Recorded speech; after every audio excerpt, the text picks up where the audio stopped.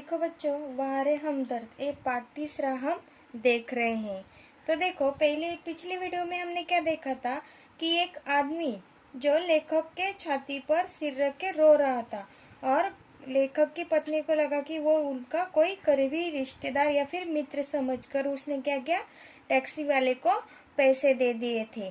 और यह बात जब उनको पता चली तो उनको बहुत गुस्सा भी आ गया था।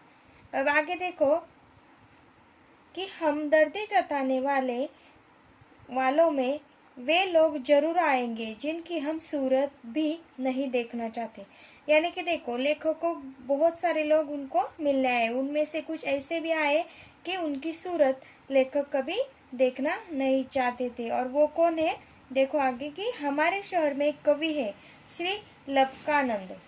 क्या नाम है उनका कवि का? श्री लपकानंद।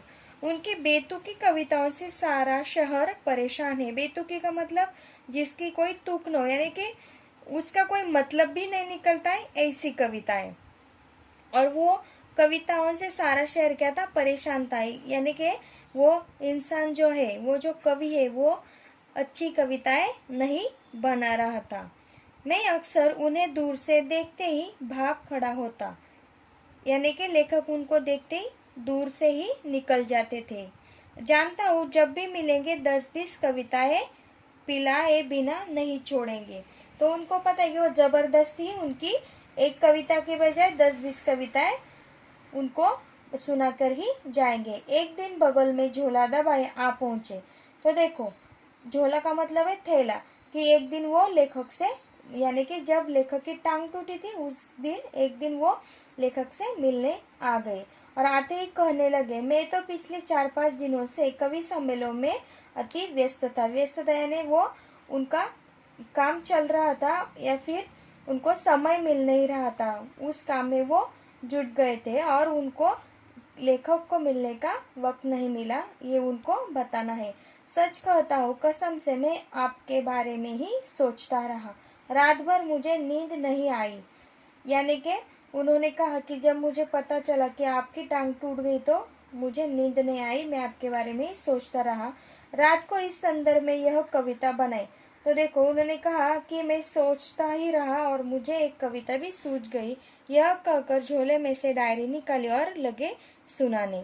क्या कविता है, देखो। असम की राजधानी है शिलोंग। असम की राजधानी है शिलोंग। मेरे दोस्त की टूट गई है टांग। मेरे दोस्त की टूट गई है टांग। मोटर वाले तेरी ही साइड थी रॉन्ग। अब देखो, इस कविता का कोई मतलब भी नहीं बनता है और ये एक हास्य, लेखक ने क्या किया है, हास्य निबंध है, उसमें भी ये हास्य कविता भी डाल दी कि जो लेखक के दोस्त थे कवि, उनको कविता लिखने भी नहीं आई, बेमुतुकी कविता उन्होंने यहाँ पर लिख दी, इसका कोई भी मतलब निकलता नहीं है। कविता सुनकर वे मुझे ऐसे देख रहे थे मानो उनकी एक आंख पूछ रही हो, कहो कविता कैसी रही, और दूसरी आंख पूछ रही हो, बोल बेटा अब भी मुझसे भागेगा। यानी कि लेखक क्या बोल रहे हैं कि वो कवि जो है उसने ये कविता तो बोल दी और जैसे कि उनकी नज़र जो लेखक के ऊपर रुक गई थी तो उनको लगा कि वो पूछ रहे कि मेरी कविता कैसी लगी, और दूसरी आंख पूछ रही कि तू अब कैसे भागे, क्योंकि लेखक की अब टांग तो टूट गई। और लेखक क्या करते थे, उनको देखकर दूर से ही निकल जाते थे और उस वक्त लेखक को उनके यहाँ से निकल भी नहीं सकते थे। ऐसा उन्होंने इस जगह पर अपना हास्य भर दिया है। मैंने जल्दी से ही चाय पिलाई और फिर कविताएं सुनने का वादा कर बड़ी मुश्किल से विदा किया। तो देखो, उन्होंने क्या किया, उनको चाय पिलाई और बोले कि मैं अगली बार बहुत कविता सुनूंगा, और इस तरह से उन्होंने उनसे उनका पीछा छुड़ा लिया। अब मैं रोज ईश्वर से प्रार्थना करता हूँ कि हे ईश्वर, अगर तुझे मेरी दूसरी टांग भी तोड़नी हो तो जरूर तोड़, मगर कृपा कर उस जगह तोड़ना जहाँ मेरा कोई भी परिचित न हो, क्योंकि बड़े बेदर्द होते हैं ये हमदर्दी जताने वाले। परिचित का मतलब है जिससे जान पहचान हो।